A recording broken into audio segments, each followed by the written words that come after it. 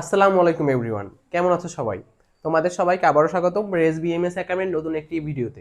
দেখো, এই ভিডিওতে আমরা চেঞ্জিং সেন্টেন্সের অ্যাসার্টিভ থেকে ইন্টারোগেটিভ কিভাবে করব এটা নিয়ে আলোচনা করব। দেখো, অ্যাসার্টিভ থেকে ইন্টারোগেটিভের অনেক অনেক রুল আছে, কিন্তু আমরা আলোচনা করব মোস্ট ইম্পর্টেন্ট দুইটা রুল, যেটা দিয়ে তোমাদের পরীক্ষায় প্রশ্ন এসে থাকে। অতিরিক্ত কোনো কিছু আমরা পড়তে যাব না।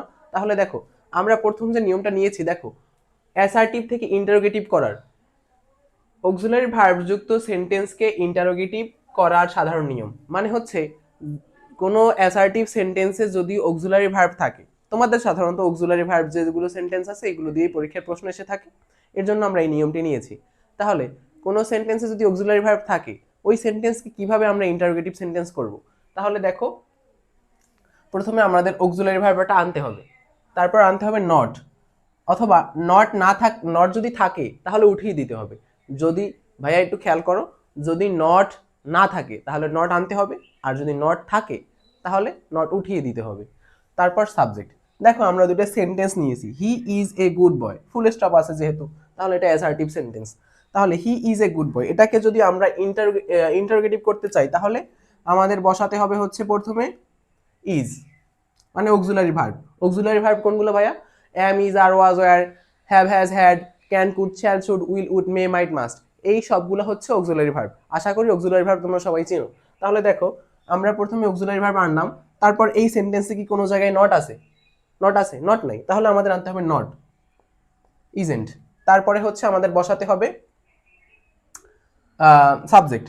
তাহলে ইজেন্ট হি, বাকি অংশ লিখে দাও, এ গুড বয়। যেহেতু ইন্টারোগেটিভ, তাহলে লাস্টে একটা প্রশ্নবোধক চিহ্ন। বুঝতে কি পারছো? দেখো পরেরটা, you can not do this. তাহলে হচ্ছে আমাদের বসাতে হবে প্রথমে অক্সিলারি ভার্ব, তাইলে এখানে অক্সিলারি ভার্ব কি? ক্যান ভাইয়ারা, তাহলে ক্যান। এখন এখানে নট আছে, তাহলে নট কি আমাদের বসাতে হবে? নট উঠে যাবে, তাহলে ক্যান। তারপর হচ্ছে সাবজেক্ট, তাহলে ক্যান ইউ ডু দিস, প্রশ্নবোধক চিহ্ন। বুঝতে পারছো? অ্যাসার্টিভ থেকে ইন্টারোগেটিভ। আশা করি কখনো অক্সিলারি ভার্ব থেকে অ্যাসার্টিভ, অক্সিলারি ভার্ব যদি থাকে কোনো সেন্টেন্সে, অ্যাসার্টিভ থেকে ইন্টারোগেটিভ তোমরা সবাই খুব সহজেই চেঞ্জ করতে পারবে। এখন দেখো, আমরা আরেকটা রুল নিয়ে কথা বলবো। দেখো ভাইয়ারা, পরবর্তী নিয়মে আমাদের যেটা আছে, মানে কোনো সেন্টেন্সে হচ্ছে অক্সিলারি ভার্ব থাকবে না, কি থাকবে? Everybody, everyone, all one. এইগুলো যদি কোনো সেন্টেন্সে থাকে, মানে অ্যাসার্টিভ সেন্টেন্সে থাকে, তাহলে ওকে আমরা কিভাবে হচ্ছে ইন্টারোগেটিভ করব? আমরা প্রথমে হচ্ছে এভরিবডি, এভরিওয়ান, অল ওয়ান এর পরিবর্তে বসাবো হচ্ছে হু। তারপর বসাতে হবে আমাদের ডোন্ট, ডাজেন্ট অথবা ডিডেন্ট। এগুলো অবশ্যই টেন্স অনুযায়ী বসাতে হবে, প্লাস ভার্ব। এখন তোমরা জিজ্ঞেস করতে পারো হচ্ছে, ডোন্ট, ডাজেন্ট, ডিডেন্ট আমরা কখন কোথায় কোনটা বসাবো, অথবা কিভাবে বুঝবো? দেখো ভাইয়ারা, আমরা একটা সেন্টেন্স নিয়েছি, এভরিবডি লাভস এ ফ্লাওয়ার। তাহলে আমাদের প্রথমে কি বসাতে হবে বলো তো? প্রথমে বসাতে হবে হু।